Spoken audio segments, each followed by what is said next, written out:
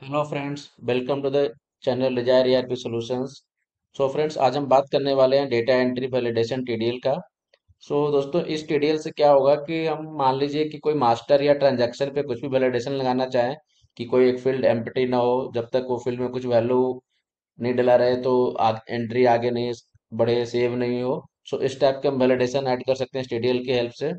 सो जैसे कि मान लीजिए कि हम कस्टमर क्रिएट कर रहे हैं, हम चाहते हैं कि जब तक मोबाइल नंबर और ईमेल आईडी डला हुआ ना हो, सो वो एंड कस्टमर सेव नहीं हो। या फिर जैसे वाउचर हम क्रिएट कर रहे हैं तो डॉक्यूमेंट नंबर अगर डला नहीं है तो वाउचर सेव नहीं होना चाहिए, नरेशन डला नहीं है तो वाउचर सेव नहीं होना चाहिए। सो इस टाइप से हम वैलिडेशन को ऐड कर सकते हैं। और इसमें कोई लिमिट नहीं है, किसी भी फील्ड पे हम वैलिडेशन ऐड कर सकते हैं और मल्टीपल वैलिडेशन हम ऐड कर सकते हैं। तो चलिए देखते हैं टैली में कि इस टीडीएल की हेल्प से हम कैसे वैलिडेशन को ऐड करेंगे। सो हमने टीडीएल ऐड किया हुआ है और यहाँ से इसको एक्टिवेट करेंगे। एक्टिवेशन में जाएंगे, इसको एक्टिवेट कर दिए। नेक्स्ट हम इसका सेटअप क्रिएट करेंगे। सो हमने यहाँ पे सेटअप क्रिएट किया है, या फिर मैं एक काम करता हूँ, फिर से सेटअप, ये सेटअप मैंने अभी रिमूव कर देता हूँ।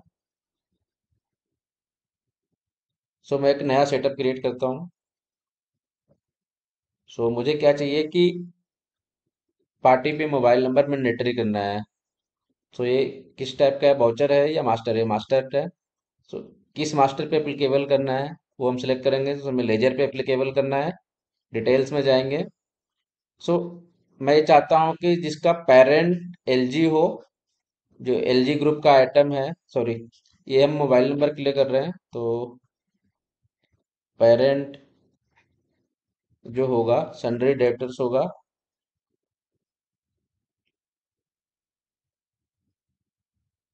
सन्ड्री डेटर्स के लिए करेंगे और नीचे ऐड करेंगे क्या कंडीशन हमें लगाना है। सो मैं चाहता हूँ कि लेजर का जो मोबाइल नंबर है वो नॉट इक्वल टू ब्लैंक होना चाहिए और ईमेल भी नॉट इक्वल टू ब्लैंक होना चाहिए।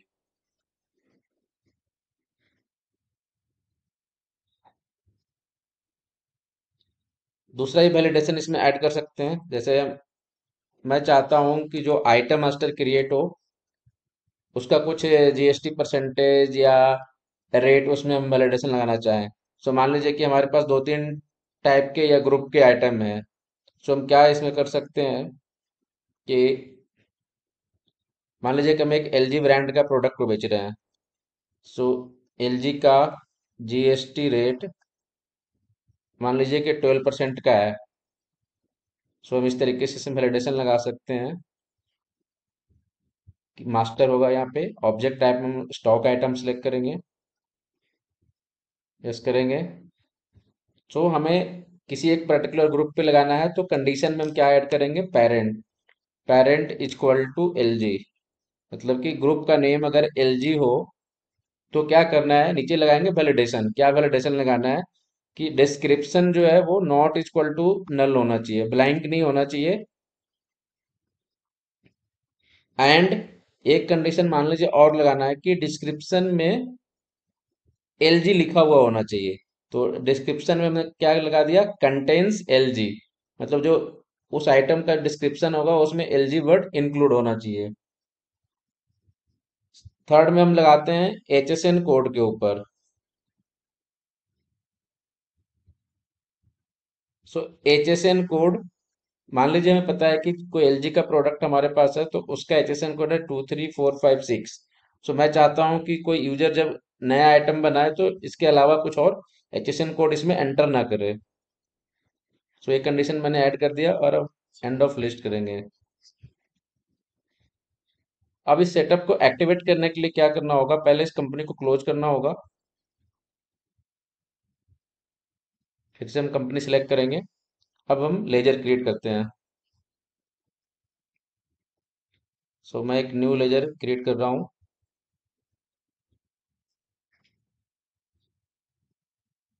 सन्डे डेटस लिया हमने यहाँ पे और इसको मैं अब डायरेक्टली सेव कर रहा हूँ बिना मोबाइल नंबर डाले हुए।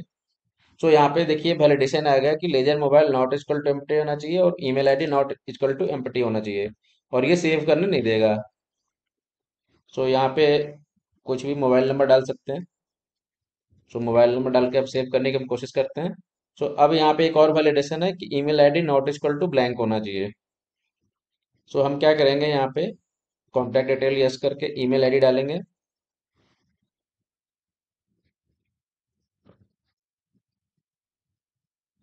सो अब यहाँ पे देख सकते हैं ये कस्टमर सेव हो गया। सो इसी तरीके से अब हम चेक करते हैं स्टॉक आइटम पे वैलिडेशन हमारा काम कर रहा है कि नहीं। सो यहाँ पे मैं स्टॉक आइटम में जा रहा हूँ, एक आइटम क्रिएट करता हूँ। सो एलजी मोबाइल में क्रिएट कर रहा हूँ। सो हमने यहाँ पे क्या कंडीशन लगाया था कि डिस्क्रिप्शन मैंडेटरी होना चाहिए।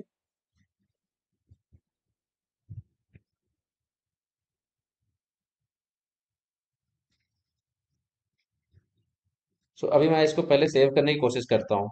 सो यहाँ पे आ गया एरर में कि description not equal to null होना चाहिए, डिस्क्रिप्शन कंटेंट्स एलजी होना चाहिए, और एचएसएन कोड इक्वल टू 23456 होना चाहिए।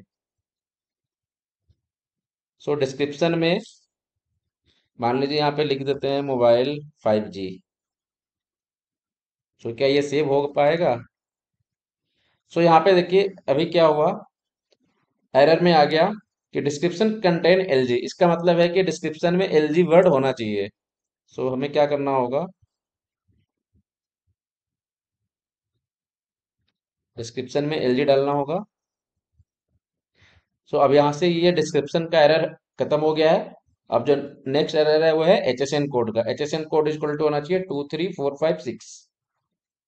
सो हम क्या करेंगे, अब यहाँ पे एचएसएन कोड अपडेट करेंगे 23456। सो अब ये आइटम सेव हो गया। सो इस तरीके से हम क्या कर सकते हैं, जो भी अपने जरूरत के अकॉर्डिंग हम वैलिडेशन को ऐड कर सकते हैं। सेटअप में जाएंगे और यहाँ पे मल्टीपल वैलिडेशन को हम ऐड कर सकते हैं। अब मान लीजिए कि एक आइटम पे कुछ और वैलिडेशन लगाने हैं। सो मान लीजिए कि ये तो हो गया, जो पहला हमने वैलिडेशन लगाया था एलजी के लिए लगाया था। सैमसंग के लिए अगर लगाना है तो सैमसंग, सो मान लीजिए कि सैमसंग में क्या होता है कि यूनिट एवरी टाइम पीसेस में आएगा। सो हम इस तरीके से लगाते हैं सैमसंग पीसीएस करके, मास्टर पे लगाएंगे, स्टॉक आइटम पे लगाएंगे, यस करेंगे। सो यहाँ पे हम डिफाइन करना होगा पेरेंट, जो इसका ग्रुप है वो होना चाहिए सैमसंग, तभी ये कंडीशन अप्लाई होगा। अगर यहाँ पे हम कंडीशन नहीं अप्लाई करेंगे तो सारे आइटम के लिए एप्लीकेबल हो जाएगा। सो हमें क्या चाहिए इसमें, जो यूनिट है वो होना चाहिए पीसेस। अब मैंने सेटअप ऐड कर लिया है, तो कंपनी को क्लोज करके एक बार ओपन करना होगा।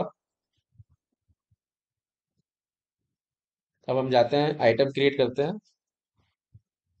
Stock item create.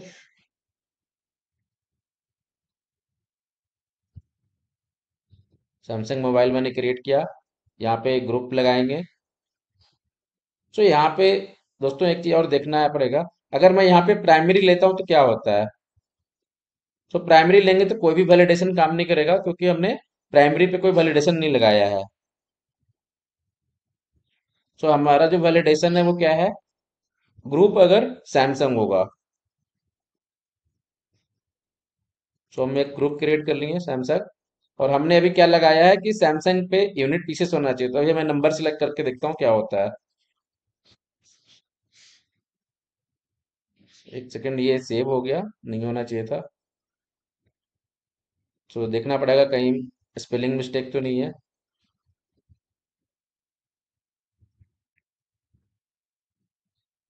एक बार वैलिडेशन में हम देखते हैं हमने क्या वैलिडेशन लगाया है। So parent is equal to Samsung के।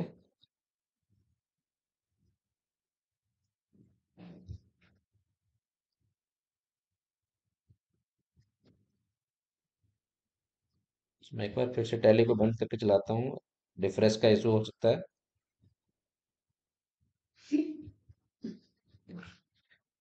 तो मैं एक और आइटम क्रिएट कर रहा हूँ यहाँ पे।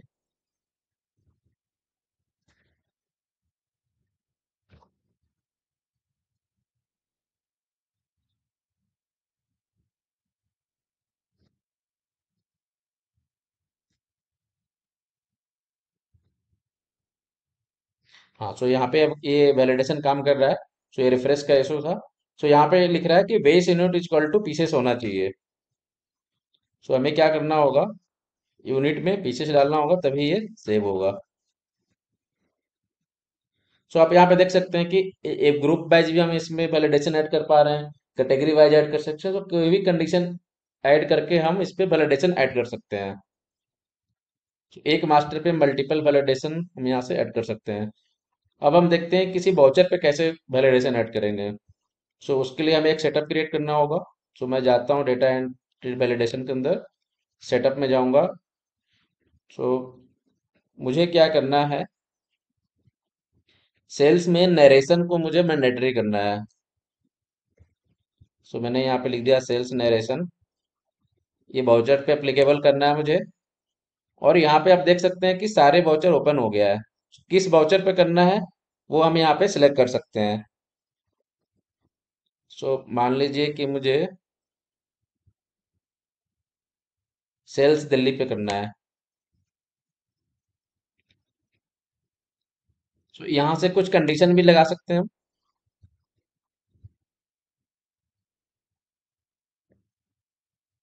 और अब यहाँ पे हम फील्ड सेलेक्ट करेंगे कि क्या कंडीशन लगाना है।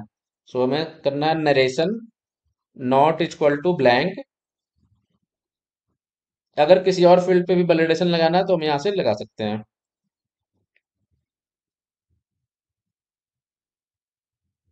सो इसे मैं अभी सेव कर रहा हूँ। इसके बाद कंपनी को क्लोज करना पड़ेगा। कोई भी जब सेटअप नया क्रिएट करेंगे तो इसको रीलोड करना होगा।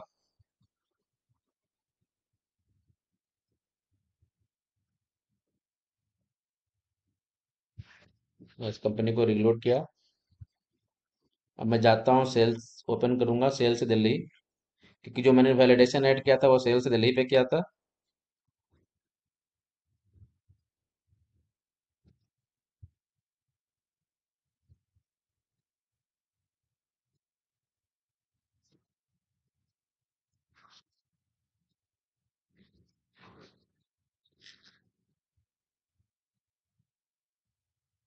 तो यहाँ पे मैं नरेशन का भी ब्लैंक रख रहा हूँ। तो यहाँ पे देखिए वैलिडेशन काम कर गया। यहाँ पे एरर आ रहा है कि valid narration not equal to blank होना है। तो यहाँ पे हमें नरेशन में कुछ वैल्यू डालना होगा।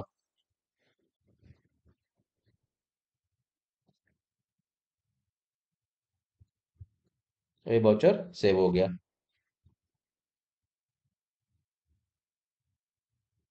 ये भी कोई और वैलिडेशन लगाकर हम चेक करते हैं।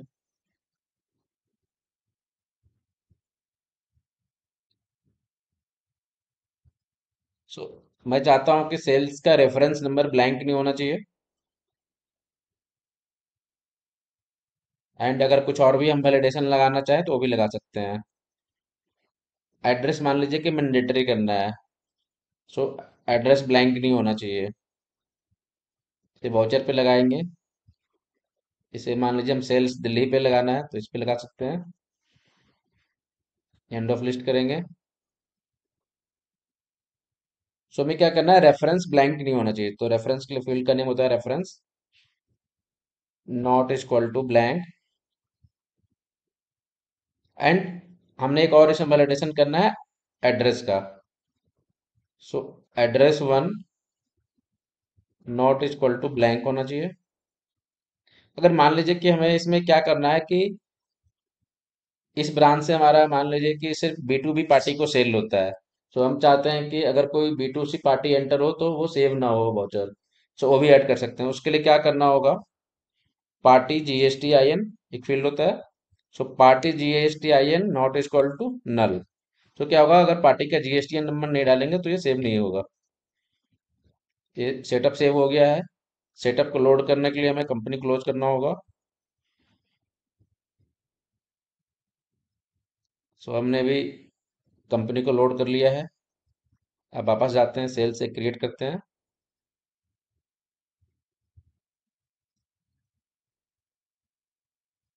सो यहाँ पे देख सकते हैं, यहाँ पे मैं अभी क्या करता हूँ, यहाँ से हम जीएसटी नंबर हटा देते हैं।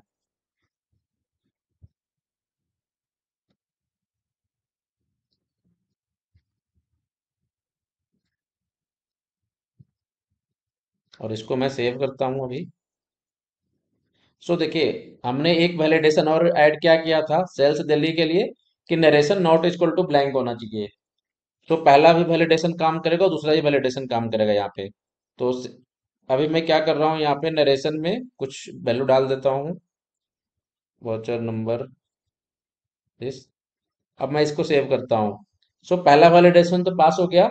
अब नेक्स्ट जो हमारा वैलिडेशन था वो था रेफरेंस नंबर और पार्टी जीएसटीएन का। सो यहाँ पे वैलिडेशन काम कर रहा है हमारा। So reference not equal to blank होना चाहिए, तो रेफरेंस नंबर में कुछ डाल देता हूँ वैल्यू।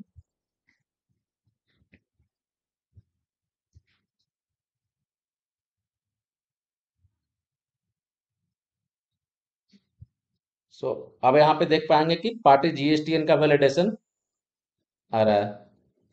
सो जब तक हम पार्टी का जीएसटीएन नंबर नहीं डालेंगे ये आगे नहीं बढ़ेगा।